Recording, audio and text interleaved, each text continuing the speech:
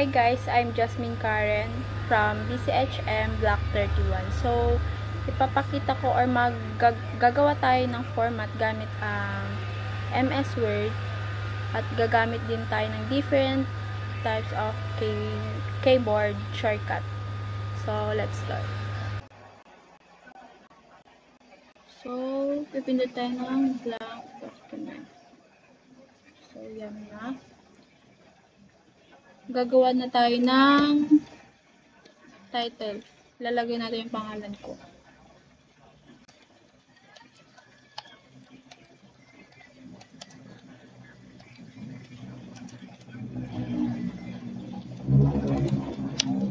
So, select natin at gagamit na tayo ng keyboard shortcut. Ibo-bold natin siya. Control plus B, yan. Naka-bold na siya. At kung gusto nyo naman i-center, Control plus E, yan. Naka-center na siya. At kung gusto mo naman siyang i-underline, so i-underline natin siya guys. Control plus U, yan. Naka-underline na siya. So, gagawa tayo ng short introduction.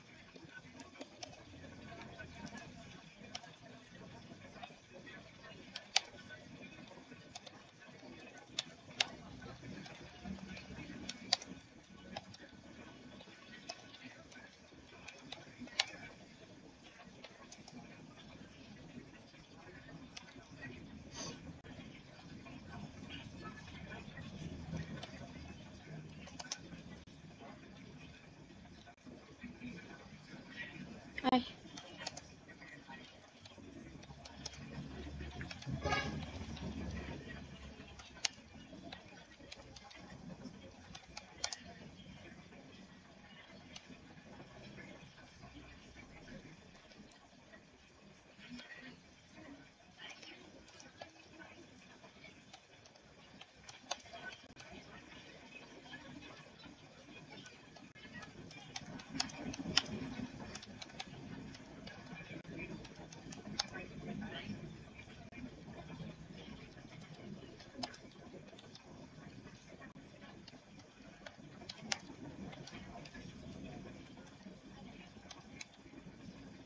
So, yan.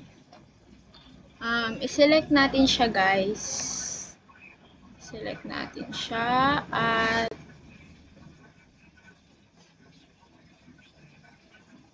kung gusto niyo naman siyang palakihin, ganito lang siya. Control plus Shift plus greater than.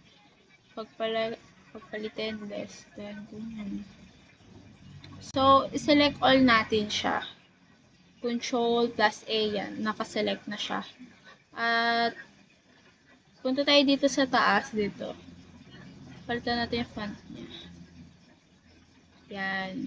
May iba't ibang font dyan. Pero sa ano tayo ngayon? Sa Arial. Yan. So, gagamit naman tayo ng bullets. So, punta tayo dito sa taas. Lalagay natin yung mga skills or hobbies natin.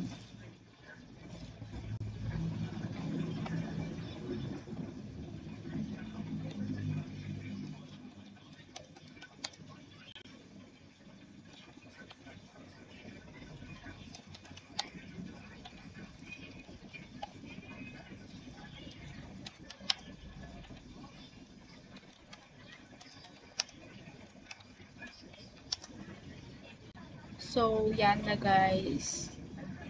Or,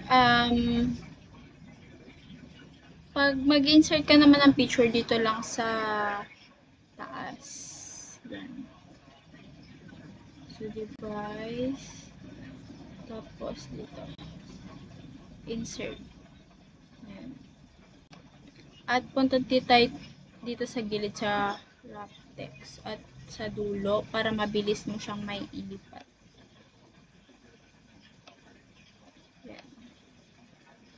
Ganyan lang siya guys.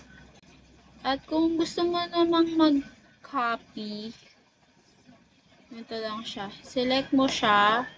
Tapos, Control C. Yan, nakakopy na siya. And then,